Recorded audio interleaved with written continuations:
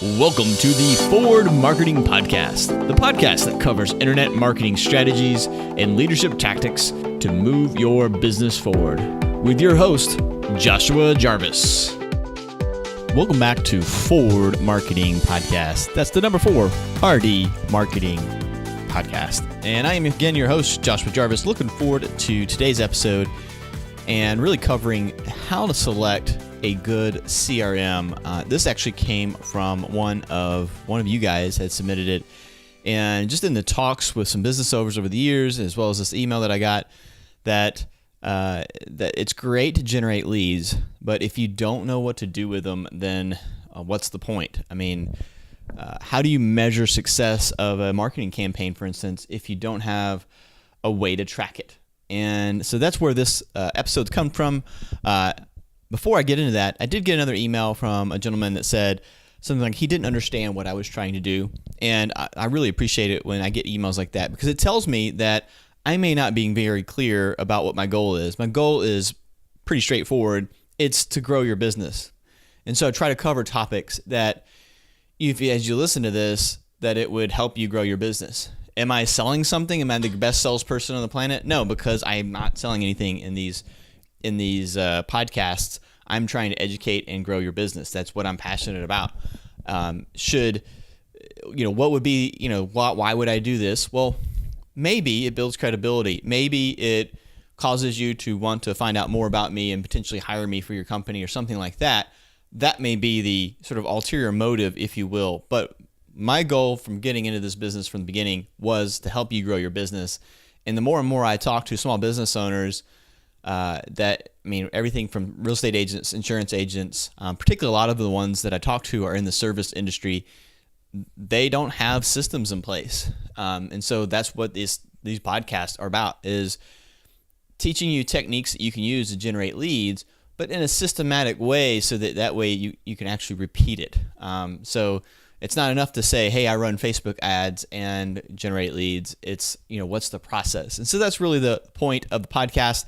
And today is no different. And like I said, I've had several clients where they would hire me to generate leads, and then I would generate leads. And so they've got this, flow of leads coming in, and they don't have anything to sort of catch the leads or deal with the leads. And, it's one of those sayings that common sense is not common. And that's absolutely true in this case. You would think that everyone would have some sort of database where their customers are. And sometimes they do. They have, I know a lot of insurance agents, for instance, have proprietary software that their parent company gives them. Or I have an accountant that has the same thing, where it's like, well, I've entered their information into this database, but they don't treat it like a CRM. And really, a CRM in this conversation is more of a client relationship manager, and that's really what you want to use it for. So. But how do you select one, especially if you're a brand new business, or how do you choose one if you're unhappy with the one you have? So first, we need to back up real quick and realize that your database of customers and clients is your business. If you remember back, 6-7 episodes ago, I talked about a future-proof marketing plan, and how at the end of that episode, I sort of covered how to think about your business as a membership site. And you think about yourself as a Netflix or a Sam's Club or Costco or whatever. And although your clients may not necessarily be paying you a monthly subscription fee, although that's certainly something that you could consider, although they may not be doing that, their business with you, like, so for instance, my background's in real estate, so I may only help someone once every 7 to 10 years, but I get a significant income from that one transaction. So in essence, I could say, well, let me just average out. Let's say they bought an average size house of, say, $250 in Atlanta, and it was a 3% commission, we'll just say, and it was a $7,500 gross revenue generated from that sale. So I could take that $7,500 and divide it by 10, so that's $750, and I could divide that again by 12 and figure out this is what it costs per month.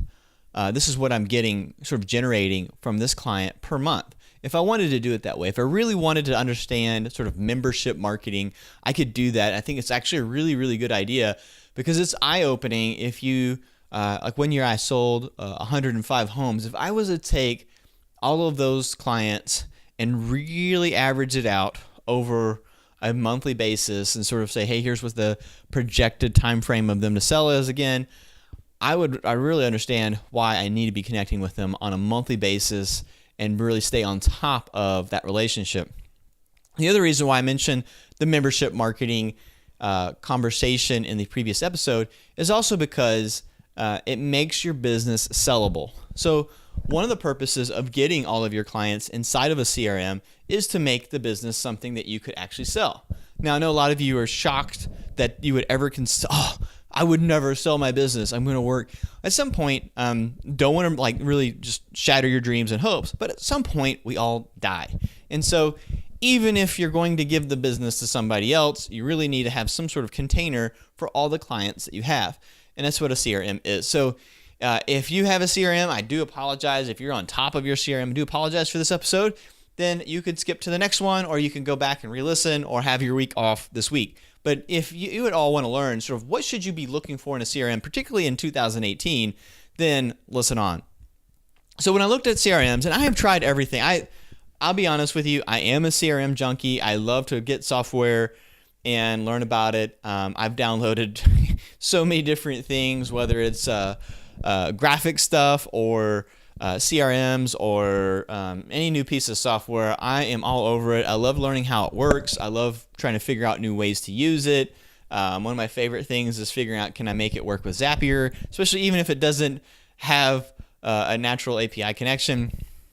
And so I've done a lot of sort of in-person research with CRMs. I've used, you name a CRM, and I've used it specifically for real estate. I've used pretty much every one there is for real estate, but I've also used a bunch of other ones for internet marketing purposes, for other businesses. I'm also using just some, I used a CRM called Base one time to help filter out short sales. So we took the short sale files that we were working, which was a niche inside of real estate. And so we took this niche of our business and put it on a completely different CRM because the processes were a little different. And I like the way that it sort of visualized the funnel for our team. So as we get into this, just understand that this is where this is coming from. If you are a Salesforce user or Infusionsoft user, this probably is an episode that you're going to be, you might learn a few things, but you're already at the top of the game as far as the most, sort of robust type CRM. So the first thing I'm looking for, particularly as a small business, is actually speed. So this is where maybe using something like your Outlook or Google Contacts might actually serve as a good CRM because it's relatively fast and the utility is really, really high because you're using it every day. And so it's very easy to keep updates with your contacts. The problem is there's not a lot of functionality behind it, but the instance of speed. Now, why do I want speed? Well, one, speed is important for a CRM because of it's more of a user interface sort of thing. How many, it's like that, how many licks does it take to get to the center of a Tootsie Pop?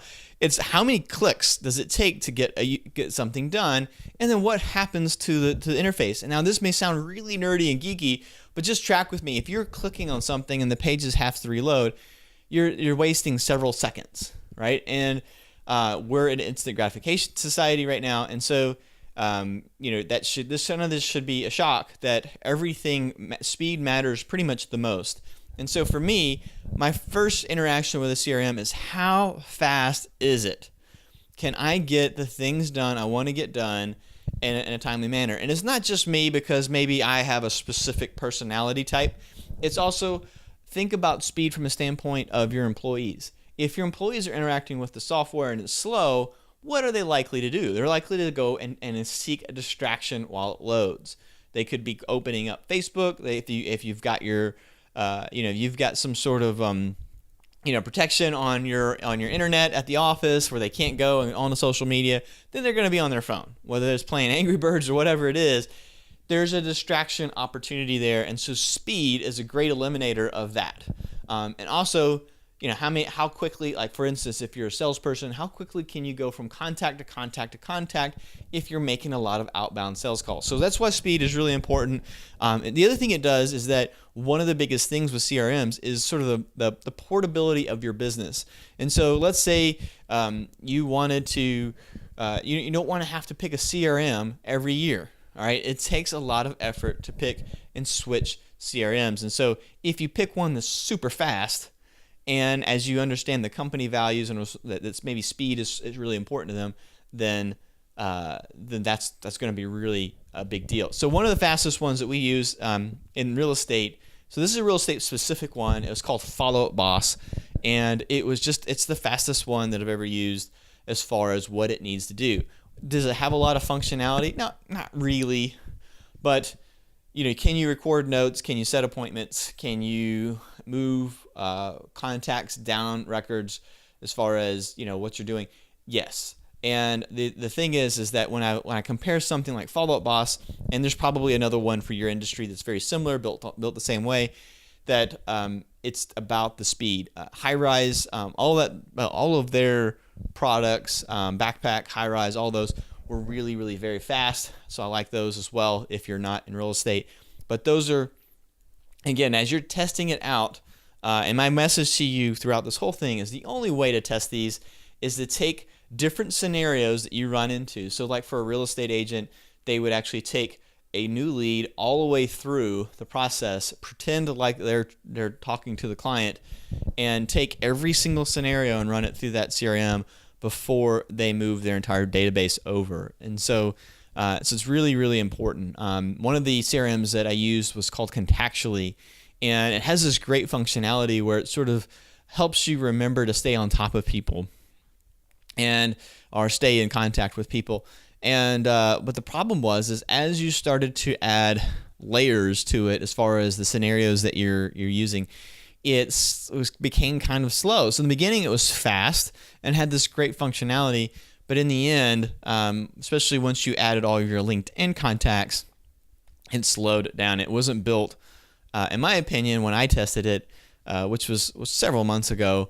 It just wasn't built for a very large database, which you can have very easily if you import all your contacts from, say, LinkedIn or from Facebook. So it wasn't built for that. But if you just had your sort of 100 to 200 people that you wanted to stay in touch with, Contactually I thought was great for that because it wasn't sort of bogged down with those details. So speed is really the first thing I'm going to look at. No matter what the business type is, how quickly can I get to the contacts? How quickly am I going to do all the tasks that I do?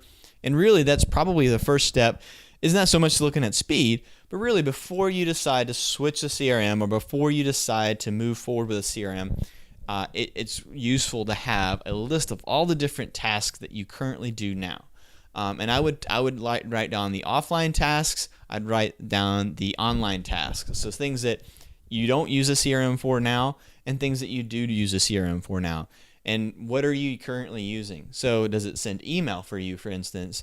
Is that a feature that you need because you're sending email out of Gmail? And if you've got 10 team members that are sending email out of Gmail, there's no way to actually track what's going on. So have that list and then look at speed. The other thing, most of you guys are going to want to know what the price is. So Infusionsoft's a popular CRM automation tool, and it's pretty expensive for most small business owners. It's probably not going to be your first CRM. And so what you're going to be tasked with is that if your goal was automation, is you're going to be sort of bolting together or duct taping together a bunch of different tools. So you need a base CRM, and you want to look at something that can grow as you grow. So that's one of the reasons why I don't like MailChimp a whole lot, is that yes, it's free, but as you scale your business, especially if you're going to scale it into the thousands of customers, then it doesn't make a lot of sense because it's really costly. But it is super easy to use, and it is, like I said, super cost effective if you have a very small business. But MailChimp is not a CRM; it's simply an email tool. So all right, so price is something else to consider. The other thing is the feature set, and that's really the most important thing. I think outside of speed, I think a good CRM is worth a lot of money if it does things and helps you cut time, or maybe takes a task away that you were hiring someone to do manually. So right now my thing is, so when I'm consulting with businesses or in my own business, I wanted to make sure that it did email. Yes. There are really, really great tools out there for email, And yes, you can make a great case for a CRM that doesn't do email sort of in-house in the application, but actually connects to another one via an API, and that does it. So like SendGrid, MailJet, those other sort of mail email specific shops can do that. They can run campaigns and newsletters and all of that, and you could send that to them so that your CRM isn't doing the email. Personally, I like having the email in the CRM because it creates notes, it creates things that I can look back. I can know if a contact or a client has been contacted. I can see the emails. And sometimes the CRMs actually show you the actual email that was sent along with the attachments, and it just gives you great oversight, especially if someone goes on vacation and you've got to pick up the ball with the customer. It's really great to know what they've been getting. So email. Another one is text. Can it text for me? Particularly if you're in sales or you're using the CRM in a sort of a sales function, text is huge because you can get to someone a lot quicker via text sometimes than you can via just calling them or emailing them. And I still believe in the phone call. I still think that's so far more effective than just texting. And I know there's people out there who say, no, text is it. But the reality of it is, if I call you, text you, and email you, call you, text you, and email, at some point you're going to probably respond because you're going to know that I'm not a robot. If I only text you, it kind of could come off as a robot. So anyway, text is important. I would say that there need to have some plans. And what I'm calling plans is that part of the automation. It could be called campaigns. It could be something else. But basically, if I receive a customer and it goes into my CRM, is it something that I can put on a automated plan that person will get some sort of communication from me regardless of if I do anything or not? Will it help me nurture a lead that maybe they were curious about my product, but they weren't ready to buy, but I've got them on a campaign? This kind of goes back to that comment about having these other email programs. People use things like Aweber for this, Constant Contact, MailChimp, to do these sort of things. I do think that it would be great if you could do that just inside the CRM, more specifically for things that maybe aren't just sales oriented. So if you have a real estate business and there's different processes involved. So there's the sort of customer acquisition phase where a customer is interested in your business and you're trying to convince them that you're great at it, and then they decide to use you. So that's the first part. But then there's this other part of the transaction, which is closing the transaction, writing the contract, negotiating it, and getting to closing. And does the tool support both sides of that function? So some businesses in insurance, you might have a very truncated phase where that person is actually already in the office and now they're getting ready to close. You might not have as many steps involved, but this is where these plans are really important because in, like I said, real estate in particular, there's a set of things that needs to happen every single transaction with paperwork, and having a plan in place to where you could set that plan and either you do it or an assistant does it, then that's great. The other thing that you want to look at is the communication between team members and on the CRM. Can as an admin, can you see everything? Can you set permissions? Those sort of things. Pretty important right now, especially as privacy is such a big issue. How many people are going to have access to that? Especially if you have if you're allowing third parties to have access to your CRM for whatever reason. In real estate, it's pretty common to bring, say, a lender into your CRM to see the notes that you've had with a client so they can help them better serve the client. All right, so there's a real purpose behind it. So you just want to look at those things. But again, I go back to speed being the number one thing, and then really probably functionality, even more so than price. I realize price is a big driver of this, but you can get a really good CRM under $100 to get you started, and then they go, much more expensive behind that. If you're hearing this for the very first time and you're thinking, wow, this is a lot to think about for a CRM, then look for industry-specific CRMs. So if you're an accountant CRM, there are a ton of CRMs out there, and so you can look around for your specific business type and see if there's something that was built specifically for your business. Like I said, real estate, there's hundreds of them. It's literally, I think, I know that when we decided on different CRMs, we probably went through 30 different demos, and sometimes there's products that have a CRM built in. So Infusionsoft is really known for automation and sort of the email, sort of smart behavioral automation sort of stuff. But you could use it as a CRM. There's tools out there that sell leads to you that you could use as a CRM. And as a general rule, I like those tools because they're built together. What I don't like is it ties you like an anchor to these tools because you love their CRM. In fact, recently there was a Keller Williams conference where there was a lot of talk about that, where maybe there's a company that doesn't have your best interest at heart that's offering you a product that helps your business and the CRM, but what they want to do is be able to see what you're doing. A good example of this in a non-real estate setting is Unroll.me. Unroll.me is this great little tool that you put in your email, you give it access to your email, and it helps you get rid of all of the junk mail that you get. The downside is that they see all of your email. You gave them permission to read every email, and if you Google this, you'll find out that Unroll actually sold this information to Uber, for instance, to see what kind of communications were going on in your email about Lyft. So in any case, so be very careful with trusting or putting all of your eggs sort of in that one basket. If it was me and there's this just really great tool that I couldn't live without and I wanted to be on that platform, at the very least, I would make sure that once a month or once a week, I'd be backing up my database to something else. So should I decide to leave that platform or something happens to where that platform decides to become aggressively sort of against me, then I can pull the plug and I've got a backup at the very least of my content, my clients. So, but look for industry specific things. The other thing to look for is simplicity. How simple is it to get things done? Now, sometimes this, like in the case of Follow Up Boss, I was sort of underwhelmed with how simple it was because the features weren't really there. But then I grew to really appreciate it because when I started to train sales associates on how to use it, the simplicity really shone. I can actually train someone to use that in less than half a day, and they're going to be proficient at it. Whereas another CRM that we were using took me about a week to train them because it had a lot of features. The features were great, but I didn't really need them. Another one that you're looking for is reporting. So some of the best CRMs on the planet not only help you, sort of cultivate, nurture leads, and that helps you do multiple features in your business, but they also report. Particularly, I like that sort of visualization of a funnel or stages, if you will, like almost like a steps on a game board as you start and get to the finish line.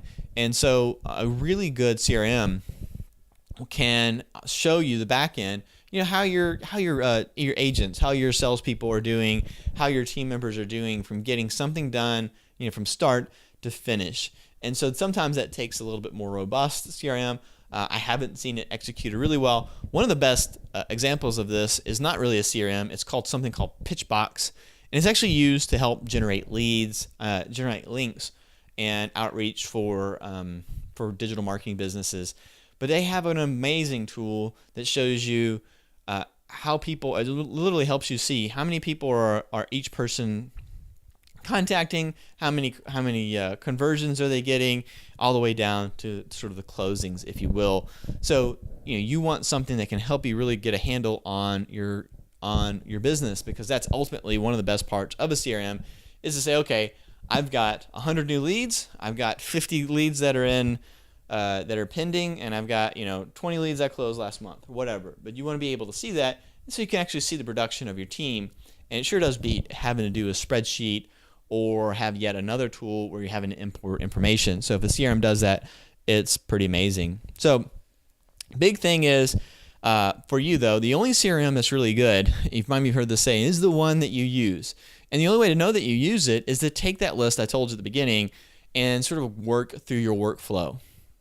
And this is probably the most time-intensive thing of selecting a good CRM, is actually going through the workflow and understanding, because you've got two things going on. You've got how you run your business, and then you've got how the developer thought you should run their software, and how they envisioned you running it. And knowing both of those things can a lot of times help you. But a lot of times what I see business owners doing is they don't even know how they run their own business, let alone the software. So it's important to know that if the software doesn't match your needs, you need to move on, because the developer isn't going to change their software just to meet your needs, right? Unless they see a huge opportunity there. So you want to test your workflow. You want to see, is there ways that you can do it? Ideally, if you're the tester, if you're the CTO or you're the technology person, and it's your job to find the CRM, ideally you'd get an administrator or something with you to test it out, because they're going to be the ones that are using it the most. So that's another tip there. So, but the only way to test it out is to walk through each one of those scenarios that we talked about, that we asked you to sort of, go through your business and list all the tasks. This is a great exercise. If you got nothing out of this episode for how to select a good CRM, that's the best part of it all. If you do that one exercise, it'll actually help your business, because you'll know what tasks you can do, also things that you might be able to delegate, or there might be some tools that maybe you already use a CRM and you're not willing to commit. Like I have an insurance friend that has a database that their parent company gives them, pretty much restricts them to using. So he wouldn't get a full-on CRM.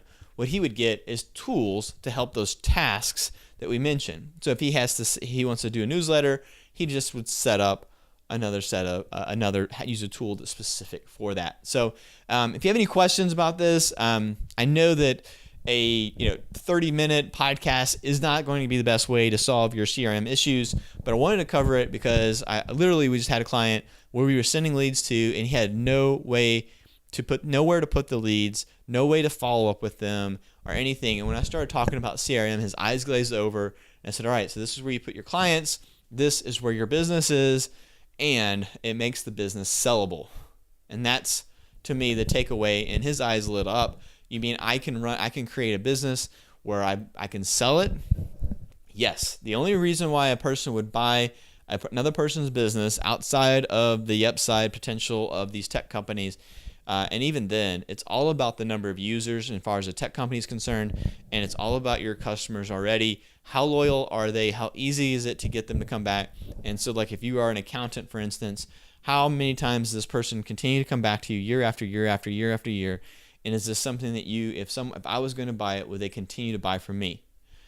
If I'm going to buy your business, you've got two things in a business that when you sell it, you may have the location if you own the building, but if not, then all you have is your database, right? Because you can sell me systems all day long, but if you can't help me generate income, then what is the value there, right? It doesn't matter if you did $2 million last year. If you can't give me a mechanism to generate at least the same when I buy the business, that's not as valuable to me. So that's the whole point of this, is that, you're not doing a CRM just so that you can sell the business, but that keeps you in this sort of the in-game part of this in mind. So like I said, feel free to email me at joshua@forwardmarketing.com. If you have any questions, I'd be happy to help you. Again, I got into this business to help people grow. That's the only point of this podcast. If you guys have a special request, you want me to cover a special lead generation tactic or spend an episode on something else, would love to cover it for you guys. And so if you like this podcast at all, the best reward outside of your business is to go to iTunes and leave me a review, or send me an email message at joshua@forwardmarketing.com. I love reading it. Even if it's negative and it's a critique, I will take it to heart. And just really appreciate you guys. And so catch us next week. We've got some interviews lined up, as well as some cool lead generation tactics. I'm going to be talking about automation in the next, 4 or 5 episodes, and that's why this CRM episode is so important, because if you have a CRM, then we can start talking about the number of different ways that you can automate tasks. And I really think that you need to embrace automation this year in your business so that you can stay ahead of the technology curve, and it's really going to make a big difference. So thanks so much for listening, and make it a great day, and check us out at forwardmarketing.com. That's number 4, rdmarketing.com.